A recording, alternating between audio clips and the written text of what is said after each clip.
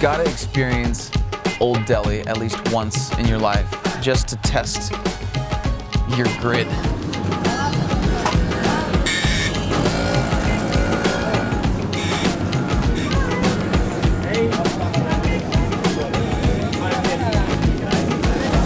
I'm Andre, and this is my first day in India.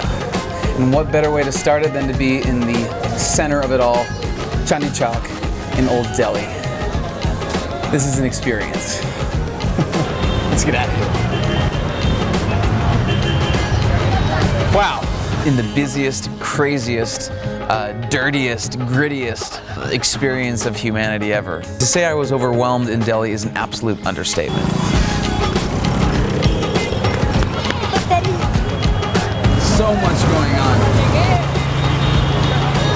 I'm speechless. What you see there is a complete flood for the senses. From the ground that you walk on that is just, you have to be careful that you're not going to step on trash, dogs, cows, or people.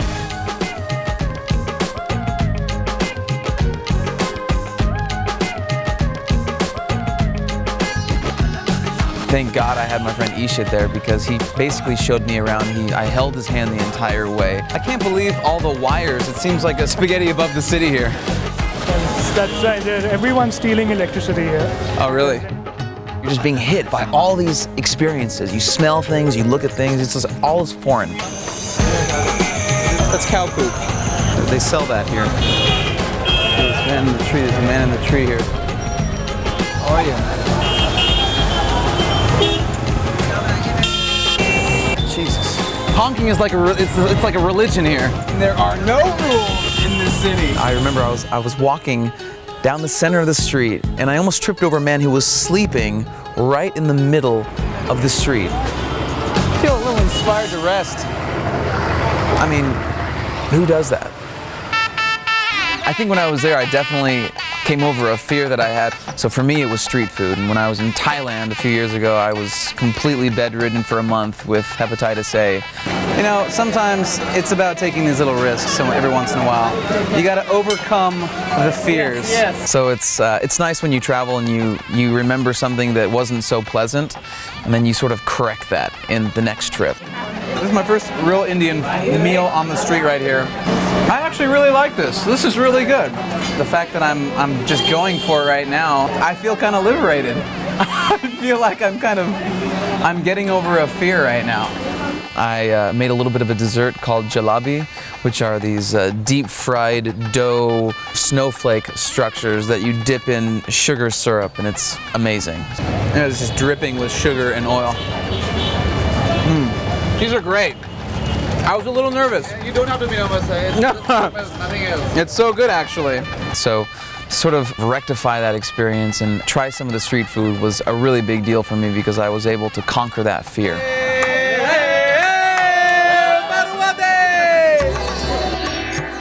I would love nothing more than just to have a full inhale of fresh air right now. Is that too much to ask for? When I was walking around, I really got to experience what Old Delhi had to offer.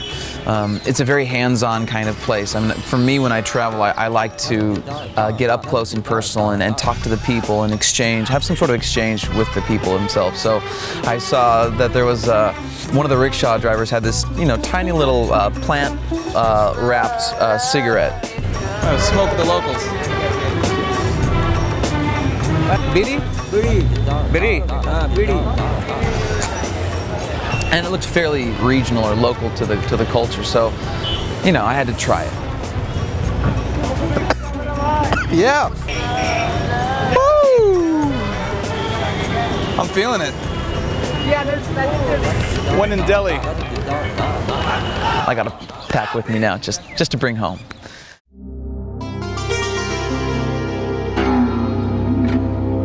The poverty that I witnessed was something that I've never experienced. I've never seen that level of poverty in my life. Just the basic necessity, a lot of people in India don't have. My mom's just going through sand and rubble and the kid's just playing, It's kind of difficult to watch a woman on her no legs just walking around the street. I think when you see poverty like that, you ask yourself, why? It sounds so cliche, It sounds so cliche, but it's true. Why does this exist? There's a girl, she's got to be no more than like 4 years old, and she's just walking the street by herself, barefoot. I don't understand it. Where's this girl's parents? What do you do when you see a 4-year-old walking by herself, barefoot on the street with no direction, no parents? I mean, it's what do you do as a human being? Do you just let it go? It's like a basic humanity. But our guide said that that's you know, there's parents around. Man, it's heartbreaking, man. There's sadness, there's anger, there's just it's like witnessing fellow humans in absolute poverty, in situations that I would never dream for my worst enemy to be in.